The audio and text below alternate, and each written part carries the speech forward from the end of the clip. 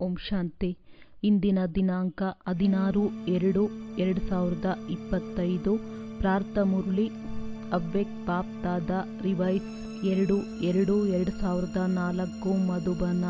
ಪೂರ್ವಜ ಮತ್ತು ಪೂಜ್ಯರ ಸ್ವಮಾನದಲ್ಲಿದ್ದು ವಿಶ್ವದ ಪ್ರತಿಯೊಂದು ಆತ್ಮನ ಪಾಲನೆ ಮಾಡಿ ಆಶೀರ್ವಾದವನ್ನು ಕೊಡಿ, ಆಶೀರ್ವಾದವನ್ನು ಪಡೆಯಿರಿ. ಇಂದು ಎಲ್ಲ ಕಡೆಯ ಸರ್ವಶ್ರೇಷ್ಠ ಮಕ್ಕಳನ್ನು ನೋಡುತ್ತಿದ್ದರು.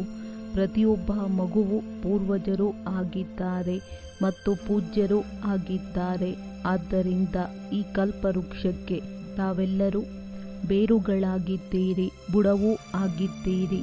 ಬುಡದ ಸಂಬಂಧ ಸ್ವತಃವಾಗಿಯೇ ಇಡೀ ವೃಕ್ಷದ ರೆಂಬೆ ಕೊಂಬೆಗಳೊಂದಿಗೆ ಎಲೆಗಳೊಂದಿಗೆ ಇರುತ್ತದೆ. ಅಂದಾಗ ಎಲ್ಲರೂ ತಮ್ಮನ್ನು ಇಂತಹ ಶ್ರೇಷ್ಠ ಆತ್ಮ, ಇಡೀ ವೃಕ್ಷದ ಪೂರ್ವಜ ಆತ್ಮನೆಂದು ತಿಳಿಯುತ್ತೀರಾ? ಹೇಗೆ ಬ್ರಹ್ಮ ತಂದೆಗೆ ಗ್ರೇಟ್ ಗ್ರೇಟ್ ಗ್ರ್ಯಾಂಡ್ ಫಾದರ್, ಪಿತಾಮಹ ಎಂದು ಹೇಳಲಾಗುತ್ತದೆ, ಅವರ ಜೊತೆಗಾರರಾದ ತಾವು ಸಹ ಮಾಸ್ಟರ್ ಗ್ರ್ಯಾಂಡ್ ಫಾದರ್ ಆಗಿದ್ದೀರಿ. ಮಾಸ್ಟರ್ ಪಿತಾಮಹ ಪೂರ್ವಜ ಆತ್ಮಗಳಿಗೆ ಎಷ್ಟೊಂದು ಸ್ವಮಾನಗಳಿವೆ. ಅದರ ನಶೆಯಲ್ಲಿರುತ್ತೀರಾ? ಇಡೀ ವಿಶ್ವದ ಆತ್ಮಗಳೊಂದಿಗೆ ಯಾವುದೇ ಧರ್ಮಾತ್ಮರಿರಬಹುದು, ಆದರೆ ಸರ್ವ ಆತ್ಮಗಳಿಗೆ ತಾವು ವೃಕ್ಷದ ಬುಡದ ರೂಪದಲ್ಲಿ ಆಧಾರ ಮೂರ್ತಿಗಳು ಪೂರ್ವಜರಾಗಿದ್ದೀರಿ.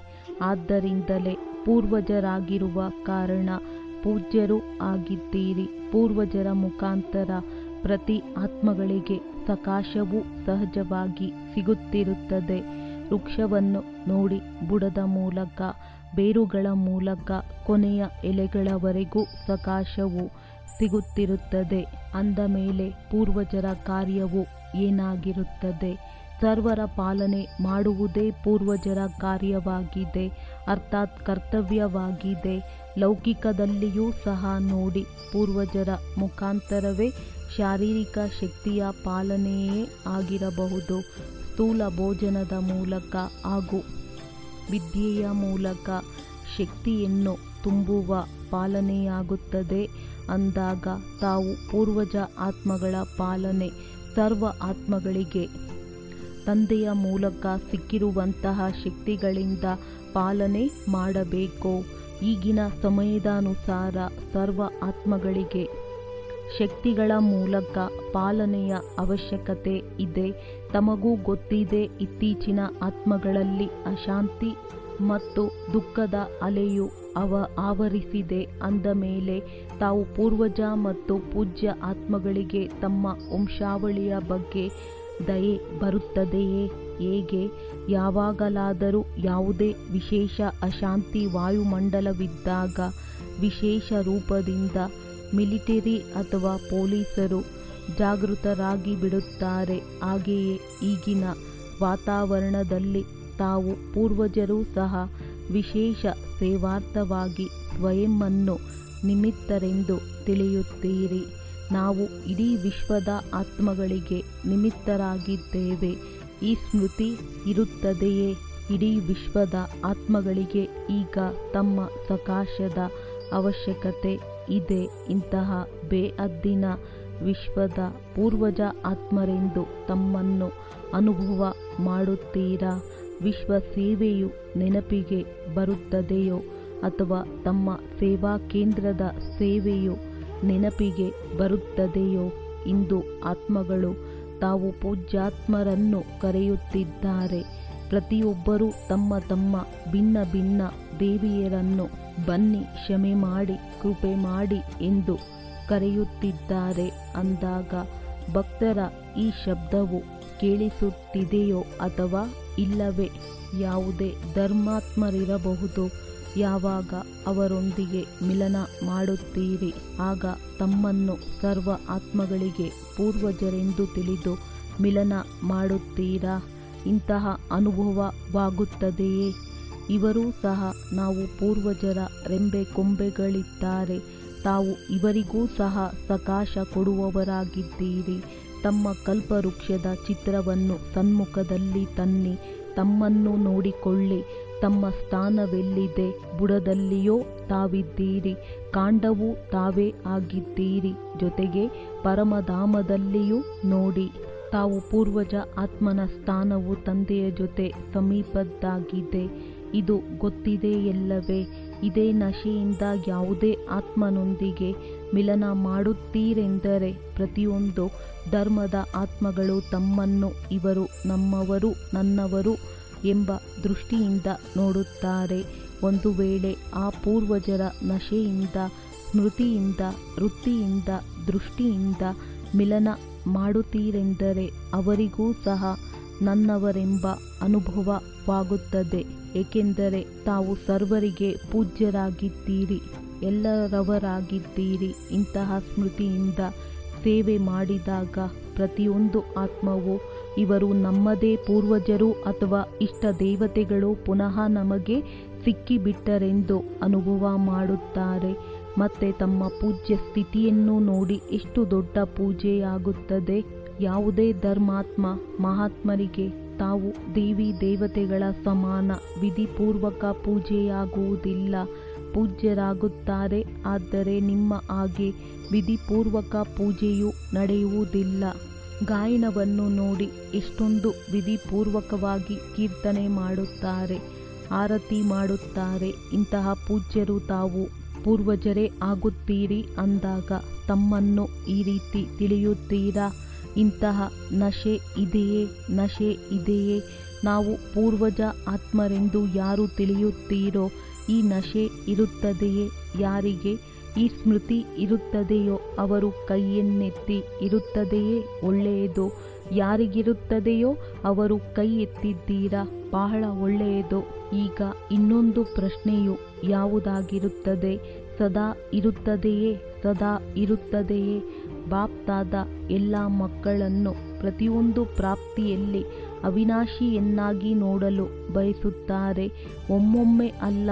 ಏಕೆ? ಉತ್ತರವನ್ನಂತೂ ಬಹಳ ಚತುರತೆಯಿಂದ ಕೊಡುತ್ತಾರೆ. ಏನು ಹೇಳುತ್ತಾರೆ? ಇರುವುದಂತೂ ಇರುತ್ತೇವೆ, ಒಳ್ಳೆಯದು, ಇರುತ್ತಾರೆ.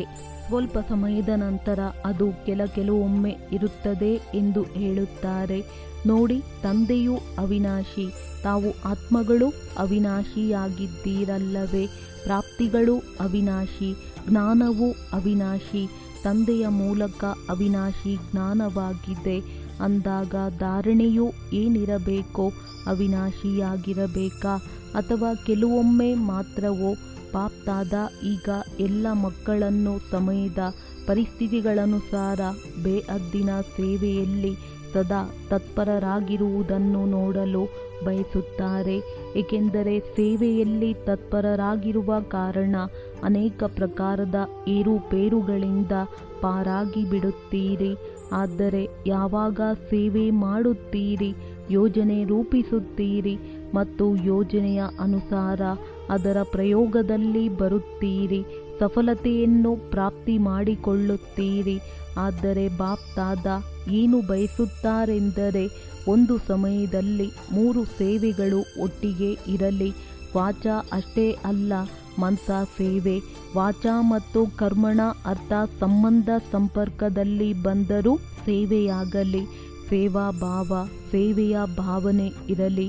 ಈ ಸಮಯದಲ್ಲಿ ವಾಚಾ ಸೇವೆಯ ಪರ್ಸೆಂಟೇಜ್ ಹೆಚ್ಚಿಗೆ ಇದೆ, ಮನಸ ಸೇವೆ ಇದೆ. ಆದರೆ ವಾಚಾದ ಪರ್ಸೆಂಟೇಜ್ ಹೆಚ್ಚಿನದಾಗಿದೆ.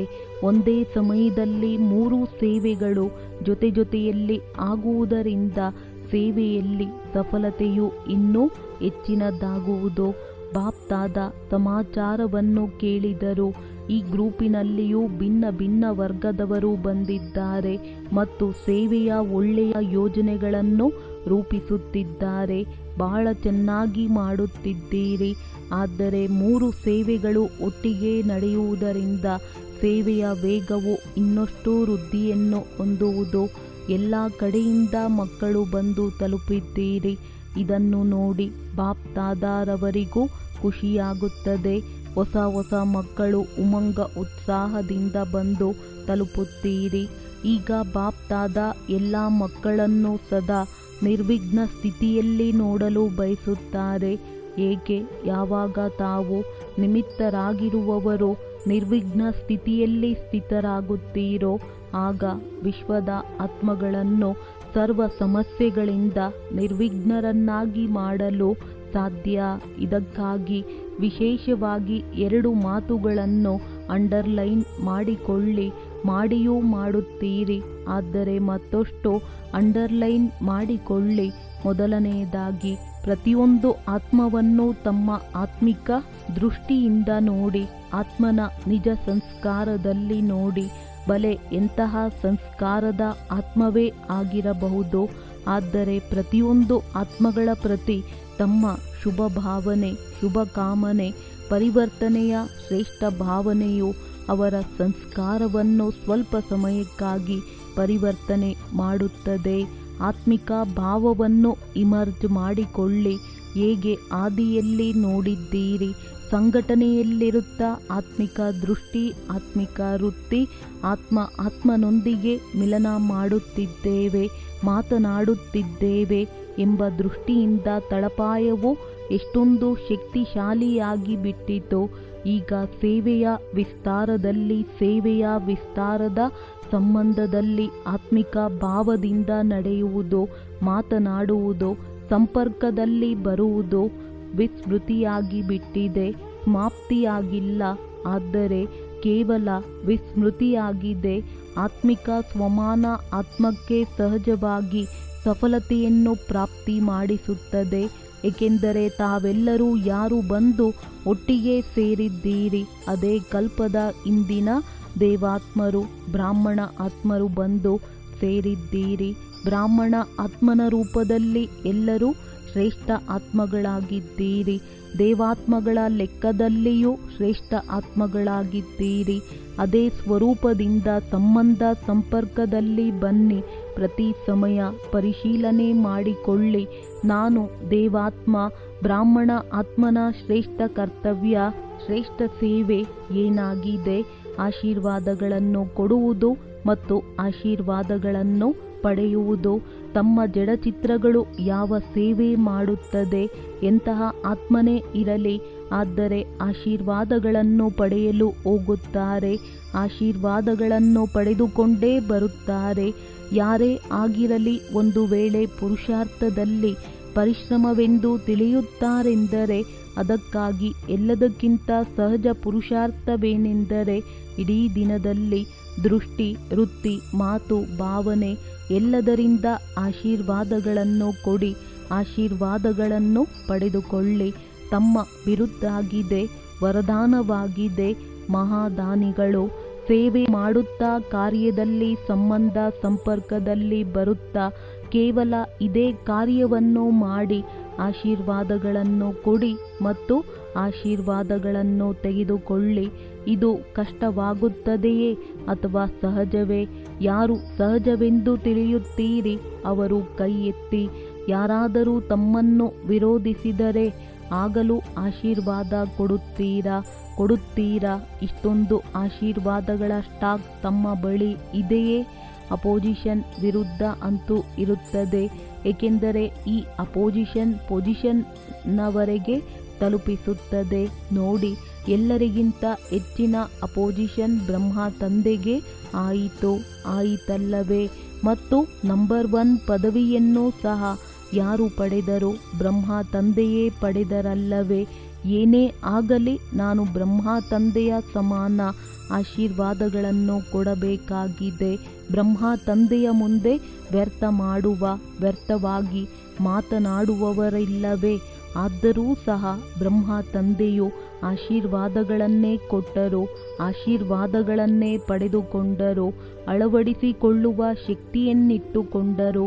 ಮಗುವಾಗಿದ್ದಾರೆ, ಪರಿವರ್ತನೆಯಾಗಿಯೇ ಆಗುವರು ಎನ್ನುತ್ತಿದ್ದರು.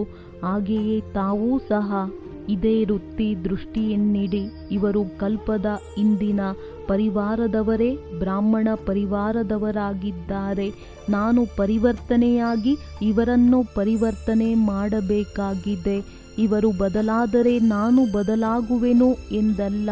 ಮೊದಲು ನಾನು ಬದಲಾಗಿ ಅವರನ್ನು ಬದಲಾಯಿಸಬೇಕು, ಅರ್ಥಾತ್ ಪರಿವರ್ತನೆ ಮಾಡಬೇಕು. ಇದು ನಮ್ಮ ಜವಾಬ್ದಾರಿಯಾಗಿದೆ ಎಂದು ತಿಳಿದಾಗ ಆಶೀರ್ವಾದವೇ ಹೊರಡುತ್ತವೆ ಮತ್ತು ಆಶೀರ್ವಾದವೇ ಸಿಗುತ್ತದೆ. ಈಗ ಸಮಯವು ಶೀಘ್ರವಾಗಿ ಪರಿವರ್ತನೆಯ ಕಡೆಗೆ ಹೋಗುತ್ತಿದೆ. ಎಲ್ಲವೂ ಅತಿಯಲ್ಲಿ ಹೋಗುತ್ತಿದೆ. ಆದರೆ ಸಮಯದ ಪರಿವರ್ತನೆಗೆ ಮುಂಚೆ ತಾವು ವಿಶ್ವ ಪರಿವರ್ತಕ ಆತ್ಮಗಳು ಸ್ವಪರಿವರ್ತನೆಯ ಮೂಲಕ ಸರ್ವರ ಪರಿವರ್ತನೆಗೆ ಆಧಾರ ಮೂರ್ತಿಗಳಾಗಿ ತಾವೂ ಸಹ ವಿಶ್ವದ ಆಧಾರ ಮೂರ್ತಿಗಳು, ಉದ್ಧಾರ ಮೂರ್ತಿಗಳಾಗಿದ್ದೀರಿ. ಪ್ರತಿಯೊಂದು ಆತ್ಮವೂ ಈ ಲಕ್ಷ್ಯವನ್ನಿಟ್ಟುಕೊಳ್ಳಿ, ನಾನು ನಿಮಿತ್ತನಾಗಬೇಕು. ಕೇವಲ 3 ಮಾತುಗಳು ಸ್ವಯಂನಲ್ಲಿ ಸಂಕಲ್ಪ ಮಾತ್ರವೂ ಇರಬಾರದು. ಈ ಪರಿವರ್ತನೆ ಮಾಡಿಕೊಳ್ಳಿ. 1ನೇದು ಪರಚಿಂತನೆ, 2ನೇದು ಪರದರ್ಶನ, ಸ್ವದರ್ಶನಕ್ಕೆ ಬದಲಾಗಿ ಪರದರ್ಶನವಲ್ಲ.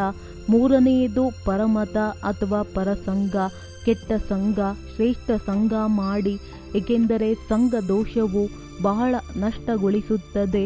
ಮೊದಲೂ ಸಹ ಬಾಪ್ ದಾದಾ ತಿಳಿಸಿದ್ದರು, ಮೊದಲನೆಯದಾಗಿ ಪರ ಉಪಕಾರಿಗಳಾಗಿ, ಮತ್ತು ಈ ಮೊದಲಿನ ಪರ ಎಂಬ ಮಾತುಗಳನ್ನು ಕತ್ತರಿಸಿ ಹಾಕಿ ಪರದರ್ಶನ, ಪರಚಿಂತನೆ, ಪರಮತ ಅರ್ಥಾತ್ ಕೆಟ್ಟ ಸಂಘ, ಪರರ ವ್ಯರ್ಥ ಸಂಘ, ಪರ ಉಪಕಾರಿಗಳಾಗಿ, ಆಗಲೇ ಆಶೀರ್ವಾದಗಳು ಸಿಗುತ್ತದೆ ಮತ್ತು ಆಶೀರ್ವಾದಗಳನ್ನು ಕೊಡುತ್ತೀರಿ.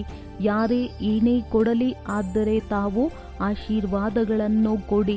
ಇಷ್ಟು ಸಾಹಸವಿದೆಯೇ ಅಂದಾಗ ಬಾಪ್ ದಾದಾ ಎಲ್ಲ ಕಡೆಯ ಸೇವಾ ಕೇಂದ್ರದವರಿಗೆ ತಿಳಿಸುತ್ತಾರೆ, ಒಂದು ವೇಳೆ ತಾವೆಲ್ಲ ಮಕ್ಕಳು ಯಾರು ಏನೇ ಕೊಡಲಿ, ಆದರೆ ನಾವು ಆಶೀರ್ವಾದಗಳನ್ನು ಕೊಡಬೇಕೆಂದು ಸಾಹಸವನ್ನಿಟ್ಟಿದ್ದೇ ಆದರೆ ಬಾಪ್ ದಾದಾ ಈ ವರ್ಷದಲ್ಲಿ ತಮ್ಮ ಅಧಿಕವಾದ ಸಾಹಸ ಉಮಂಗದ ಕಾರಣ ತಮಗೆ ಸಹಯೋಗ ಕೊಡುತ್ತಾರೆ.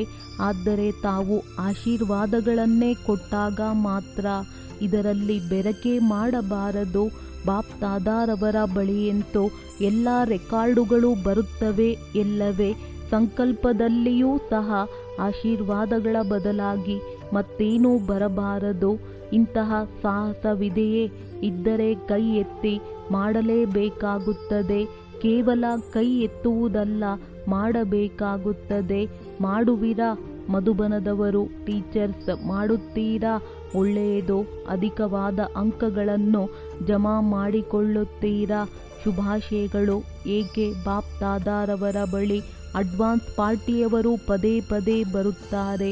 ಅವರು ಹೇಳುತ್ತಾರೆ, ನಮಗಂತೂ ಅಡ್ವಾನ್ಸ್ ಪಾರ್ಟಿಯ ಪಾತ್ರವನ್ನು ಕೊಟ್ಟಿದ್ದೀರಿ, ಅದನ್ನು ಅಭಿನಯಿಸುತ್ತಿದ್ದೇವೆ. ಆದರೆ ನಮ್ಮ ಜೊತೆಗಾರರು ಅಡ್ವಾನ್ಸ್ ಸ್ಟೇಜನ್ನು ಏಕೆ ತಯಾರು ಮಾಡುತ್ತಿಲ್ಲ? ಈಗ ಯಾವ ಉತ್ತರವನ್ನು ಕೊಡಲಿ? ಏನು ಉತ್ತರವನ್ನು ಕೊಡಲಿ? ಅಡ್ವಾನ್ಸ್ ಸ್ಟೇಜ್ ಮತ್ತು ಅಡ್ವಾನ್ಸ್ ಪಾರ್ಟಿಯ ಪಾತ್ರ ಯಾವಾಗ 2 ಸೇರುತ್ತದೆಯೋ ಆಗ ಸಮಾಪ್ತಿ ಆಗುತ್ತದೆ. ಅವರು ನನ್ನನ್ನು ಕೇಳುತ್ತಿದ್ದಾರೆ, ಯಾವ ಉತ್ತರವನ್ನು ಕೊಡಲಿ? ಎಷ್ಟು ವರ್ಷಗಳು ಆಗುತ್ತದೆ? ಎಲ್ಲವನ್ನೂ ಆಚರಿಸಿದ್ದೀರಿ.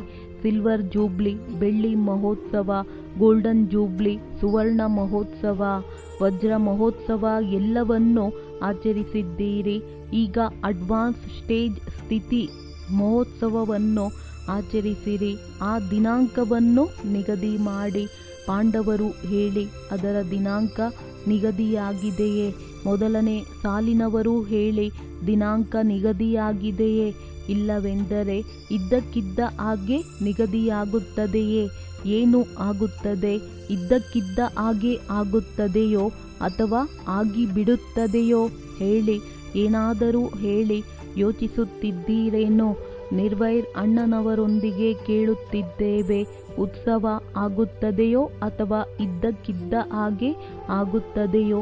ನೀವು ದಾದಿಯವರನ್ನು ಕೇಳುತ್ತಿದ್ದೀರಾ? ಇವರು ದಾದಿ ಏನಾದರೂ ಹೇಳಲಿ ಎಂದು ದಾದಿಯವರನ್ನು ನೋಡುತ್ತಿದ್ದಾರೆ.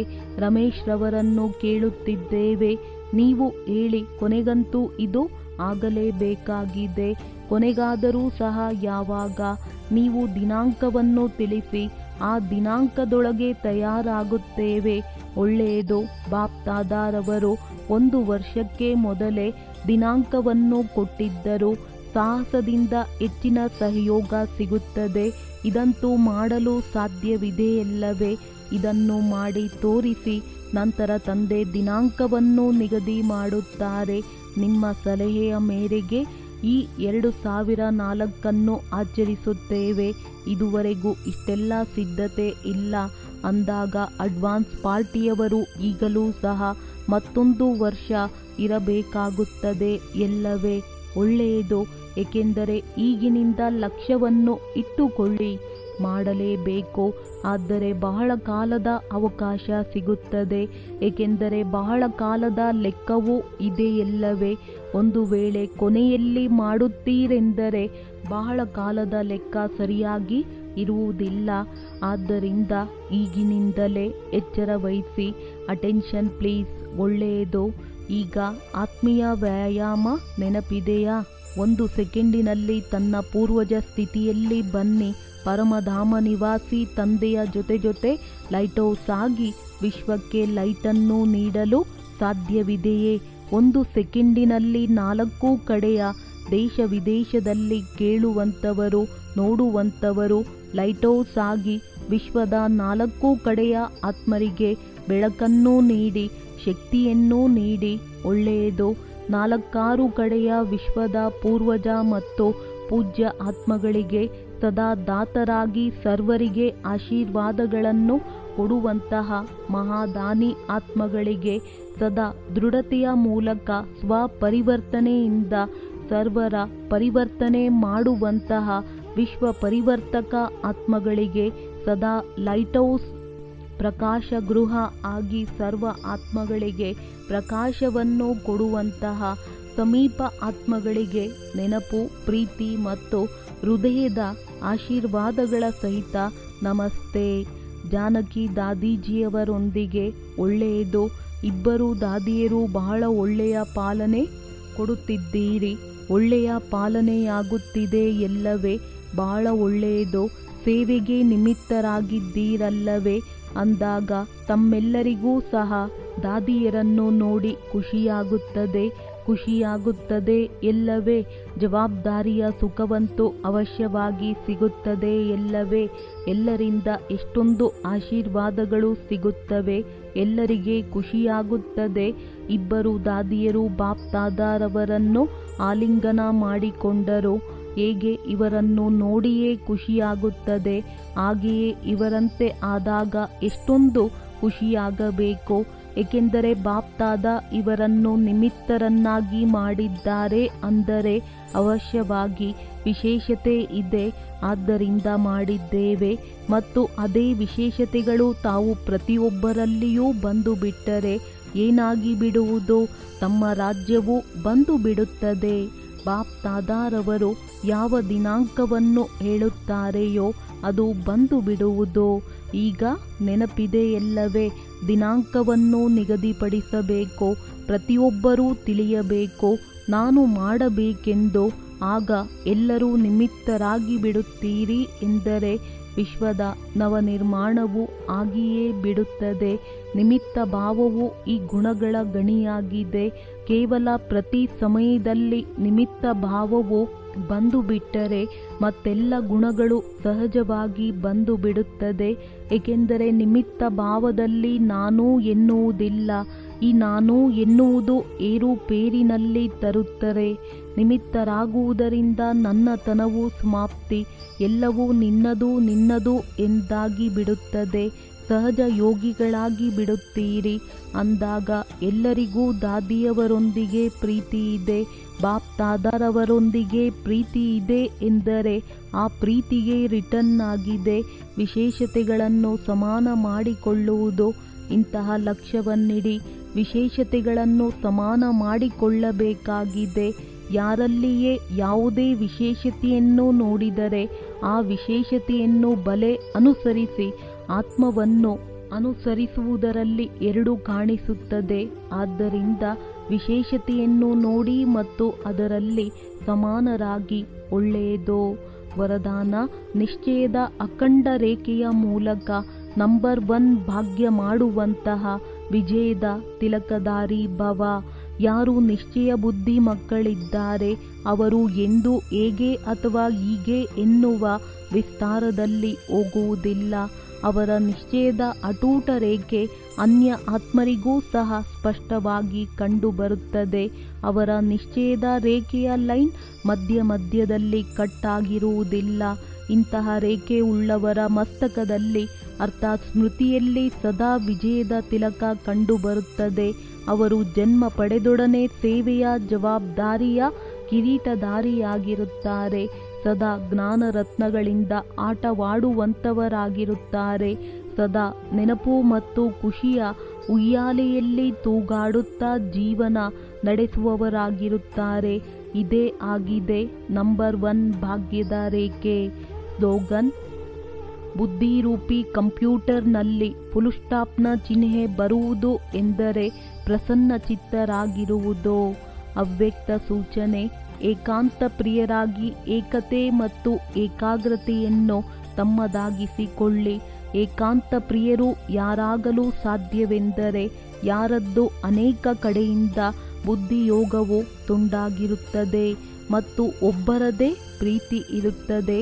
ಒಬ್ಬರ ಪ್ರೀತಿ ಇರುವ ಕಾರಣ ಒಬ್ಬರ ನೆನಪಿನಲ್ಲಿರಲು ಸಾಧ್ಯವಾಗುತ್ತದೆ. ಅನೇಕರ ಪ್ರೀತಿ ಇರುವ ಕಾರಣ ಒಬ್ಬರ ನೆನಪಿನಲ್ಲಿರಲು ಸಾಧ್ಯವಿಲ್ಲ. ಅನೇಕ ಕಡೆಯಿಂದ ಬುದ್ಧಿಯೋಗವು ತುಂಡಾಗಿರಲಿ. ಒಂದು ಕಡೆ ಜೋಡಿಸಿದಾಗ ಅರ್ಥಾತ್ ಒಬ್ಬರನ್ನು ಬಿಟ್ಟರೆ ಬೇರೆ ಇಲ್ಲ. ಇದೇ ಸ್ಥಿತಿಯುಳ್ಳವರು ಯಾರಿರುತ್ತಾರೆ ಅವರು ಏಕಾಂತ ಪ್ರಿಯರಾಗಿರಲು ಸಾಧ್ಯ. ಒಳ್ಳೆಯದು.